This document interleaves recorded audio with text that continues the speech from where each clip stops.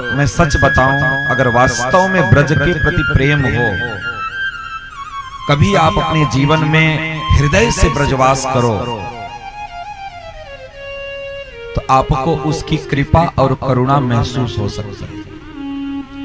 आप वृंदावन घूमने जाओगे, केवल सुअर सुअरिया, गंदा नाला, कीड़ा मकोड़ा, यही सब देखोगे, केवल दोष दृष्टि देख करके आओगे। लेकिन वास्तव में यदि समर्पण भाव से कभी अपने जीवन में ब्रजवास करो 2-4 दिन भी, मैं बार बार बोलता हूं, धाम में किसी महात्मा के पास कहीं सत्संग में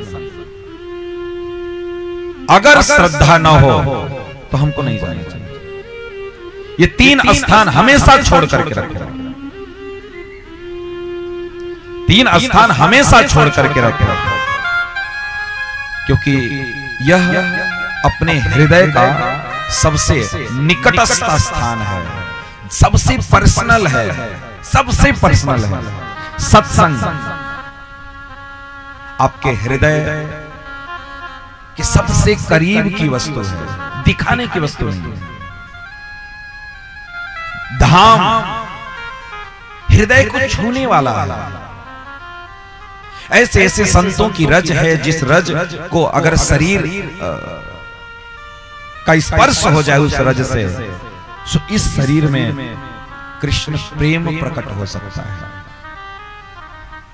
कृष्ण प्रेम प्रकट हो सकता है। ऐसी रज वहां पे है। सत्संग, साधु संग, कभी साधु संग करने जाइए, दिखावा नहीं। हम कल भी बोले थे, बाह्य आवरण से केवल हमारे ठाकुर जी नहीं, केवल इस संसार के लोग आकर्षित होते हैं। हमारे ठाकुर जी तो हृदय की शीतलता को देख करके प्रभावित होते हैं, हृदय की पवित्रता को देख करके प्रभावित होते हैं। वैसे ही संत महात्मा आपके अंतःकरण को देख के प्रभावित होते हैं। बाह्य वातावरण से न तो ठाकुर जी प्रभावित होते हैं, न तो संत महात्मा प्रभावित होते हैं। इसलिए संतों के पास कभी भी जाइए। संतों ने कहा है, संत मिलन को जाइए, त्यज ममता अभिमान। अभिमान का आपको त्याग करके संतों के पास जाना चाहिए। ये 3 स्थान पर जाने के लिए, सत्संग में, धाम में और संतों से मिलने के लिए बड़ी सावधानी की जरूरत है, बड़ी सावधानी की जरूरत है।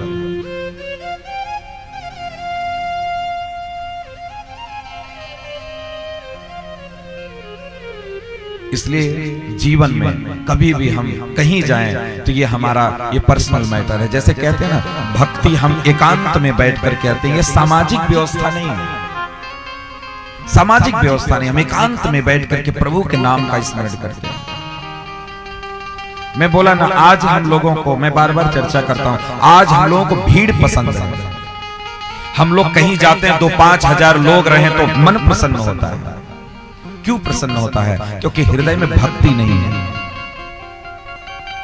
हृदय में भक्ति नहीं, हृदय में यश पाने की अभिलाषा है, यश पाने की अभिलाषा है। इसलिए 2-5 हजार लोग रहते हैं, माला फूल चढ़ाते हैं, मान सम्मान करते हैं, तो बहुत अच्छा लगता है। कहते हैं ना, ये स्वीट पॉइजन है, आप इसको लेते रहो, आप बर्बाद हो जाओगे। सब कुछ कर पाओगे लेकिन भजन नहीं कर पाओगे। आज हम लोगों को भीड़ पसंद है। हमारे माधवेंद्रपुरी, हमारे आचार्य समाज से बचते थे, समाज से हटते थे। माधवेंद्रपुरी पाद एकांत में पेड़ के नीचे बैठ करके हरि का चिंतन कर रहे हैं, प्रभु के नामों का रसास्वादन कर रहे हैं, एक एक नाम में अमृत का पान कर रहे हैं, जिसको नामामृत बोलते हैं, अमृत का पान कर रहे हैं। एक एक नाम में वो रस की प्राप्ति कर रहे हैं जो इस संसार की वस्तुओं को ग्रहण करने में जो स्वाद नहीं होता। और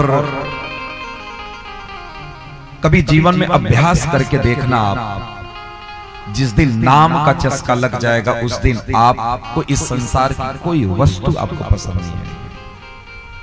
हम लोगों को अच्छा नहीं लगता, हम लोग नहीं करना चाहते, केवल इसके पीछे एक ही कारण है कि हम लोगों का मन अभी नहीं लगता और हम लोग लगाना नहीं चाहते।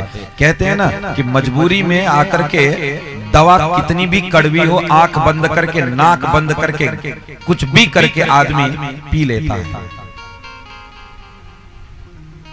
पी लेता है। लेकिन व्यक्ति मजबूर ना हो तो व्यक्ति पिएगा नहीं। अब देखो कोरोना काल में क्या क्या नीम का और क्या क्या नीम के ऊपर जो चढ़ता है वो क्या क्या बहुत कड़वा कड़वा लोग काढ़ा बना बना करके खूब पिए। ऐसे आप किसी को दे दीजिए, कोई पिएगा नहीं पिएगा। वैसे जिस दिन आप सत्संग की महिमा को, नाम की महिमा को जान जाएंगे, उस दिन उसके रस के पीछे पड़ेंगे तो उसका रस मिलेगा।